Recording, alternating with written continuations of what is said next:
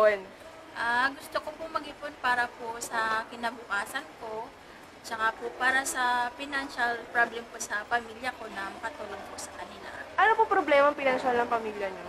Kasi po, sa probinsya po nakatira ang pamilya ko, kung sa araw-araw po na trabaho nila sa farm, so parang gusto ko po na makatulong sa kanila, kahit papaano.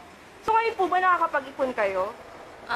Sa ngayon, kaka-close lang ng account ko kasi nung umuwi ako ng probinsya, na kuha ko po yung laman kasi nasa hospital yung mama ko, tsaka yung sister-in-law ko. So, parang yung laman ng bangko ko na nawala, then ilang buwan kong hindi nahulugan, nag-close po siya.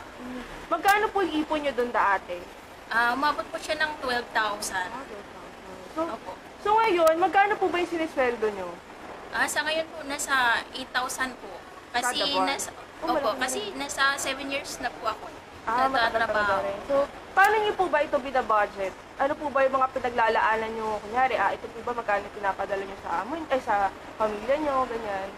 So, sa Kisinas po, nagsasawad ako ng 4,000. So, ang 3,000 po, nasa pamilya ko na po, hinuhulog ko po sa Palawan. Pinapadala ko po talaga yun. Opo, Tapos every month po yun. yung iba, Yung iba po, sa ngayon, iniipon ko, pero nasa wallet ko lang. Kasi magkano po yung naipon niyo sa wallet niyo? sa ngayon po, nasa 3,000 po. Kaya gusto ko pong kaya po ako sumali dito sa sa savings. Okay, so, tinutulungan po ba kayo ng amo nyo na mag-ipon? Sila ba yung nag-uudyok sa inyo na, uy, mag-ipon ka naman? Opo. Nung Biyernes po ng gabi, sinabihan po ako ni Mama Eileen Sirano. Thank you po. Kasi siya po yung nagsabi sa akin na kung gusto mo mag-open ng account, pumunta ka sa Merida Queen. Kaya po, nainggan niyo po ako pumunta dito kasi gusto ko po mag-iipon. Mag-ipon. So ngayon, meron na kayong bagong ATM account. Opo. So, ano pong pakiramdam nyo? Sa ngayon po, sobrang saya kasi sabi ko yung ano man na pera ko na ipon sa wallet ko, ihulog ko na sa bangko para mas lalo pang lumaki. Yan po. So, sa tingin nyo, gaano ka-importante yung pag-iipon? Bakit ba dati ipon tayo? Para sa akin, napaka-importante yung mag-ipon kasi kumbaga hindi tayo laging may trabaho. Ngayon may trabaho tayo, sa sunod na buwan wala. So parang kung just in case na wala natin trabaho, at least meron tayong magagastos or kung anong kailangan natin, may magagamit po tayo sa pangangailangan sa ating sa buhay natin. So, ano po payo nyo sa ibang kasambahay na gustong mag-ipon? Payo ko po sa kanila, sana isipin nila na pagdating ng panahon, meron silang makukuhang benefits sa sarili nila kahit na pagdating ng panahon, meron silang makukuhang pera na naiipon nila.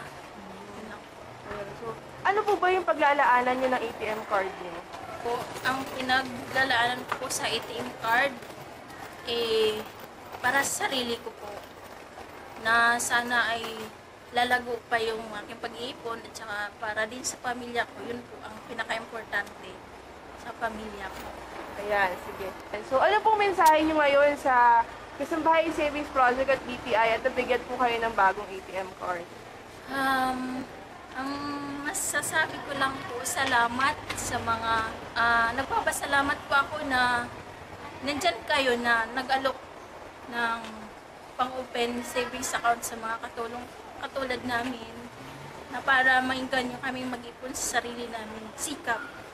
Para pagdating ng panahon, meron kaming makikita kung ano man ang pinaghirapan namin.